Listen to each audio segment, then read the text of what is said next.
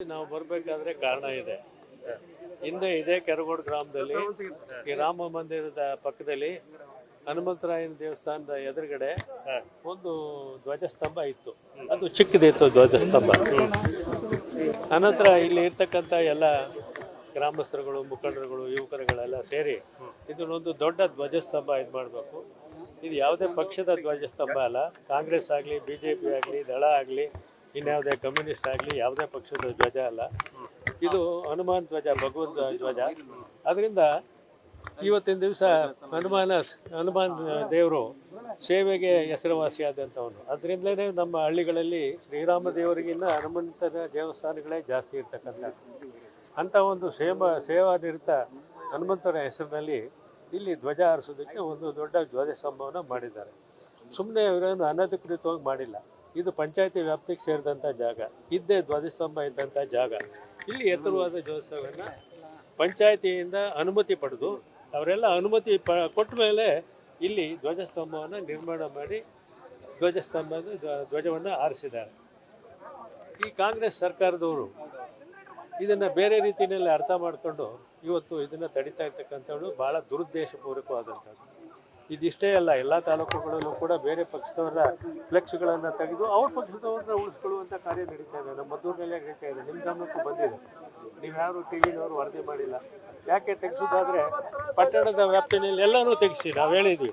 ಎಲ್ಲ ತೆಗೆಸೋದಾದರೆ ಎಲ್ಲರೂ ತೆಗೆಸಾಕಿ. ಯಾವ ಪಕ್ಷದ್ದು ಇರೋದು ಬೇಡ, ಫ್ಲೆಕ್ಸ್ ಹಾಕೋದೇ ಬೇಡ.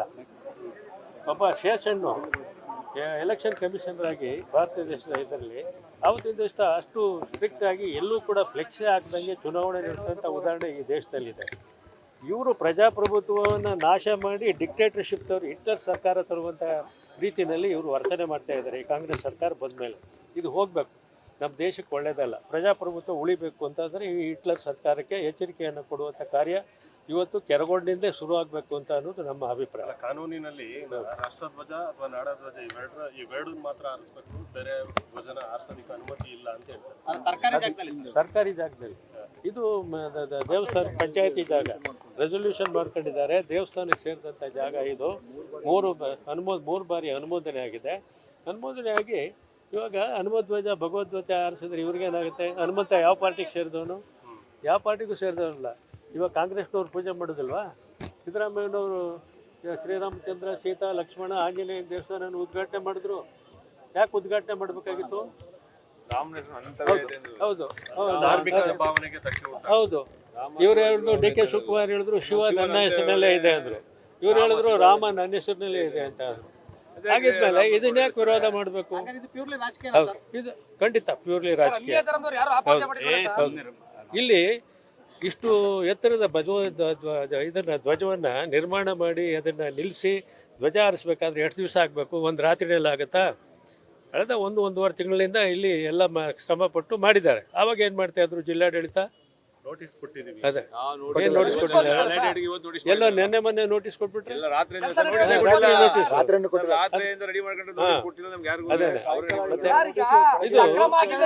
ಬಹಳ ಈ ಜಿಲ್ಲಾಡಳಿತನೂ ಕೂಡ ಕಾನೂನಿನ ಮೀರಿ ಈ ಸರ್ಕಾರದ ಶಾಸಕರುಗಳ ಕೈಗೊಂಬೆಯಾಗಿ ಕೆಲಸ ಮಾಡ್ತಾ ಇದೆ. ಇದು ಒಂದು ದೊಡ್ಡ ದುರಂತ. ಮುಂದಿನ ದಿವಸಗಳು ಹೌದು, ಖಂಡಿತ ಧಕ್ಕೆ ಆಗ್ತಾ ಇದೆ. ಸಾರ್ವಜನಿಕರ ಭಾವನೆಗಳಿಗೆ ಸ್ಪಂದಿಸಬೇಕು. ಇದರಲ್ಲಿ ಏನು ಯಾವುದೂ ರಾಜಕೀಯ ಇಲ್ಲ. ಹನುಮಧ್ವಜ ಏನು ಯಾವುದೇ ಪಕ್ಷದ ಧ್ವಜನಾ? ನೀವೇ ಹೇಳಿ. ಪಾರ್ಕ್ಗಳಲ್ಲೇ ಅದೇ ಎಷ್ಟು ಕಡೆ ಇದೆ ಸರ್ಕಾರಿ ಜಾಗಗಳಲ್ಲಿ, ಎಷ್ಟು ದೇವಸ್ಥಾನಗಳನ್ನು ಕಟ್ಟಿಲ್ಲ. ಎಲ್ಲನೂ ತೆರವು ಮಾಡ್ಕೊಂಬರ್ಲಿ. ದೇವಸ್ಥಾನಗಳು ಕಟ್ಟಿಲ್ವಾ ಸರ್ಕಾರಿ ಜಾಗದಲ್ಲಿ? ಅನಧಿಕೃತವಾಗಿ ರಸ್ತೆಗಳಲ್ಲೇ ಕಟ್ಟಿಲ್ವಾ ದೇವಸ್ಥಾನನ? ಹಾಗಾದ್ರೆ ಎಲ್ಲ ದೇವಸ್ಥಾನಗಳನ್ನು ತೆರವು ಮಾಡಲಿ. ಅವಾಗ ಇದನ್ನು ಬೇಕಾದ್ರೆ ತೆರವು ಮಾಡಿಸೋಣ ನಾವೇ ನಿಂತು. ನಮ್ಮ ಜಿಲ್ಲೆಯಲ್ಲಿ ವೈಯಕ್ತಿಕ ದ್ವೇಷದಿಂದ ನಡೀತಾ ಇದೆ ಅನ್ನೋದಾದರೆ, ಜಿಲ್ಲೆಯಲ್ಲಿರ್ತಕ್ಕಂಥ ಸಾರ್ವಜನಿಕ ರಸ್ತೆಗಳಲ್ಲಿರ್ತಕ್ಕಂಥದ್ದು ಮತ್ತು ಸಾರ್ವಜನಿಕ ಜಮೀನಲ್ಲಿ, ಸರ್ಕಾರಿ ಜಮೀನಲ್ಲಿರ್ತಕ್ಕಂಥ ಯಾವುದು ಅಕ್ರಮ ಕಟ್ಟಡಗಳಿದೆ, ದೇವಸ್ಥಾನಗಳಿರ್ಬೋದು, ಏನೇ ಆಗಿರ್ಬೋದು, ಎಲ್ಲನೂ ತೆರವು ಮಾಡಿಸ್ಕೊಂಬರ್ಲಿ. ಇದನ್ನು ತೆರವು ಮಾಡಲಿ, ಬೇಡ ಅಂತ ಹೇಳೋದಿಲ್ಲ. ಇವತ್ತು ಬಹುಸಂಖ್ಯಾತ ಧರ್ಮೀಯರಿಗೆ ಅಪಮಾನವನ್ನು ಈ ಸರ್ಕಾರ ಮಾಡಿದೆ.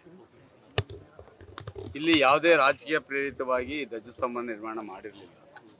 ಎಲ್ಲ ಪಕ್ಷದವರು ಸೇರ್ಕೊಂಡೇ ಮಾಡಿದ್ರು. ಕಾಂಗ್ರೆಸ್ನವರು ದುಡ್ಡು ಕೊಟ್ಟಿದ್ದಾರೆ, ದಳದವರು ಕೊಟ್ಟಿದ್ದಾರೆ, BJPಯವರು ಕೊಟ್ಟಿದ್ದಾರೆ, ಯಾವುದು ಸೇರಿದವರು ಕೊಟ್ಟಿದ್ದಾರೆ. ಈ ಜಾಗವನ್ನು ನನಗೆ ಸ್ಥಳೀಕರು ಹೇಳೋ ಪ್ರಕಾರ ಶಾಸಕರೇ ಇಲ್ಲಿ ಮಾಡಿ ಅಂತಕ್ಕಂಥ ಸೂಚನೆನೂ ಕೊಟ್ಟೋಗಿದ್ದಾರೆ. ಆದರೆ ಇದು ಇದಕ್ಕಿಂತ ಮುಂಚೆ ಸುಮಾರು 30-40 ವರ್ಷದಿಂದ ಇಲ್ಲಿ ಧ್ವಜಸ್ತಂಭ ಇತ್ತು. ನಾವು ಒಂದು ಆಂಜನೇಯನ ದೇವಸ್ಥಾನ ಕಟ್ಟಿದ ಮೇಲೆ ಅಲ್ಲೊಂದು ಧ್ವಜಸ್ತಂಭ ಇಡ್ತೀವಿ. ತಪ್ಪೇನದರಲ್ಲಿ?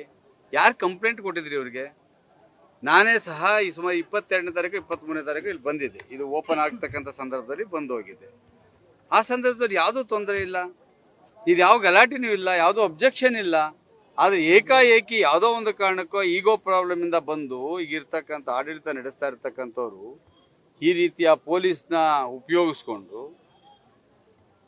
ಪರ್ಮಿಷನ್ ತೆಗೆದುಕೊಂಡಿರ್ತಕ್ಕಂಥ ಈ ರೀತಿಯ ಧಾರ್ಮಿಕ ವಿರೋಧಿ ಕೆಲಸವನ್ನು ಮಾಡ್ತಾ ಇರ್ತಾರೆ. ಇಲ್ಲಿ ಪಾಪ ಅಲ್ಪಸಂಖ್ಯಾತರು ಯಾರೂ ಇಲ್ಲ, ಅಥವಾ ಅವ್ರು ವಿರೋಧನೂ ಮಾಡಿಲ್ಲ, ಯಾರು ಇವ್ರಿಗೇನು ರಿಟರ್ನ್ ಸ್ಟೇಟ್ಮೆಂಟ್ ಇಲ್ಲಿ ಕೊಟ್ಟಿಲ್ಲ. ಪರ್ಮಿಷನ್ ಯಾರು ಹೇಳಿದ್ದು? ಈಗ ಧ್ವಜಸ್ತಂಭ ನೆಡೋದಕ್ಕೆ ಇದು ಯಾವ್ದಾರ ಸರ್ಕಾರಿ ಕಟ್ಟಡ ಇದೆಯಾ ಇಲ್ಲಿ? ಅವರ ರಾಷ್ಟ್ರೀಯ ಧ್ವಜ ಮತ್ತೊಂದು ಮಗದೊಂದು ನಮ್ಮ ದೇಶದ ಆಡಿಸ್ಬೇಕಾದ್ರೆ ಯಾವುದೋ ಸರ್ಕಾರಿ ಕಟ್ಟಡ ಮತ್ತೊಂದು ಮಗದೊಂದು ಮುಂದೆ ಇರ್ತದೆ, ಇಲ್ಲ ಅಂತ ಹೇಳೋದಿಲ್ಲ. ಆದರೆ ದೇವಸ್ಥಾನ ಮುಂದೆ ಯಾರಾದರೂ ಇರ್ತಾರ? ಹಂಗಾರೆ ಎಲ್ಲಾ ಕಡೆ ಇರ್ತಕ್ಕಂಥ ಧ್ವಜಸ್ತಂಭನ ತೆಗಿಸ್ತಾರೆ ಅವರು. ಈಗ ಇಲ್ಲಿ ಇಳಿಸಾಗಿದೆ ಸರ್, ಈಗ ಮತ್ತೆ ನಾವು ಅದನ್ನ ಪುನಃ ಹಾಕ್ಸಿ ಕೊಡ್ಬೇಕು. ನಮ್ಗೇನಿಲ್ಲ, ಅವರೇ ಬಂದು ಸಿದ್ದರಾಮಯ್ಯನವರೇ ಬಂದು ಆರಿಸ್ಕೊಡ್ಲಿ, ನಮ್ಗೇನು ತೊಂದರೆ ಇಲ್ಲ. ನಮ್ಗೇನು ನಮ್ಮ ಧಕ್ಕೆ ಆಗಿದೆ, ಕ್ಷಮೆ ಕೇಳ್ಕೊಂಡು ಆರಿಸೋದು ಸಾಕಷ್ಟೇ. ಇಲ್ಲ ಅಂದ್ರೆ ಈ ಇಶ್ಯೂ ಇನ್ನೊಂದು ಮತ್ತೊಂದು ವಿವಾದ ಆಗ್ತದೆ, ಇದು ದೊಡ್ಡದಾಗಿ ಹೋಗ್ತದೆ. ಖಂಡಿತವಲ್ಲ ಅದಾಗಬಾರ್ದು. ನಾವು ಶಾಂತಿಯುತವಾಗಿರ್ಬೇಕು, ಕ್ಷಮೆ ಕೇಳಿ ಬಂದು ಅವರೇ ಆರಿಸಿದ್ರು ಆಯ್ತು. ನಮ್ಗೆ ಅವರೇ ಆರಿಸ್ತಾರೆ, ಅವ್ರ ಕೈಲಿ ಆರಿಸೋಣ, ಅದಕ್ಕೇನಂತ? ಶಾಸಕರು ಸಚಿವರು ಏನಂತ? ಇದು ಸರ್ಕಾರಿ ಜಾಗ, ಇಲ್ಲಿ ಇನ್ನೊಬ್ರು ಕೇಳ್ತಾರೆ, ಇದೇ ರೀತಿ ಯಾರು ಕೇಳಿಲ್ಲ ಸರ್. ರೀ ನೋಡ್ರಿ, ಇದು ಗ್ರಾಮ ಠಾಣ. ಗ್ರಾಮ ಠಾಣಕ್ಕೆ ಗ್ರಾಮ ಪಂಚಾಯತಿಗೆ ಎಲ್ಲ ಹಕ್ಕು ಇರ್ತದೆ. ಈಗ ಕಟ್ತಾ ಇದ್ದ ಅಂತ ಸಂದರ್ಭದಲ್ಲಿ ಏನ್ ಮಾಡ್ತಾ ಇದ್ರು ಆಡಳಿತ? ಪರ್ಮಿಷನ್ ಕೊಟ್ಟಾಗ ಏನ್ ಮಾಡ್ತಾ ಇದ್ರಿ ಇವರು? ಉಸ್ತುವಾರಿ ಸಚಿವರು ಹೇಳಿದ್ದಾರೆ ಡಿಸಿ ಕಚೇರಿ ಮುಂದೆ ಆರಿಸ್ತೀನಿ ಅಂದ್ರೆ ನಾಳೆ ಪರ್ಮಿಷನ್ ಕೊಡಕ್ಕಾಗತ್ತಾ? ಅಲ್ಲಿ ಯಾರು ಹೋಗ್ತಾರೆ ಡಿಸಿ ಕಚೇರಿ ಮುಂದೆ? ಭಗವಂತ ಧ್ವಜ ಹಾಸಕ್ ಹೋಗ್ತಾರೆ ಯಾರಾದ್ರ? ಇವ್ರೇನು ಬುದ್ಧಿ ಅಂತ ಏನು ಇದೆಲ್ಲ ಅಧಿಕಾರದ ಮೊದಲಿಂದ ಡಿಸಿ ಕಚೇರಿ ಮುಂದೆ ಭಗವಂತ ಧ್ವಜ ಹಾರಿಸ್ತಾರ? ಇಲ್ಲಿ ಏನು ಪರ್ಮಿಷನ್ ಏನ್ ಗೊತ್ತಾ? ಇದು ಅರ್ಜುನ ಸ್ತಂಭ, ಭಗವಾನ್ ಧ್ವಜ, ಅದಕ್ಕೆ ಅಂತ ಪರ್ಮಿಷನ್ ತೆಗೆದುಕೊಂಡಿರ್ತಕ್ಕಂಥದ್ದು. ಇದೆಲ್ಲ ಏನಾಗ್ತದೆ? ಸಮರ್ಥಿಸ್ಕೊಳ್ತಕ್ಕಂಥದ್ದು. ಇಲ್ಲಿ ಪಕ್ಷಾತೀತವಾಗಿ ನಿಲ್ಸಿರ್ತಕ್ಕಂಥದ್ದು. ಇವತ್ತು ಬಹುಸಂಖ್ಯಾತ ಇರ್ತಕ್ಕಂಥ ಹಿಂದೂಗಳ ಧಾರ್ಮಿಕ ಭಾವನೆಗೆ ಧಕ್ಕೆ ಆಗಿರ್ತಕ್ಕಂಥದ್ದು ನಿಜ. ಅದನ್ನ ಸರ್ಕಾರ ಕ್ಷಮೆ ಕೇಳ್ಕೊಂಡು ಬಂದು ಧ್ವಜವನ್ನ ರಿಟೈರ್ ಮಾಡ್ಕೊಂಡ್ರೆ ಅಷ್ಟೇ ಸಾಕು. ನಮಗೆ ಎಲ್ಲರೂ ಬರ್ತೀವಿ.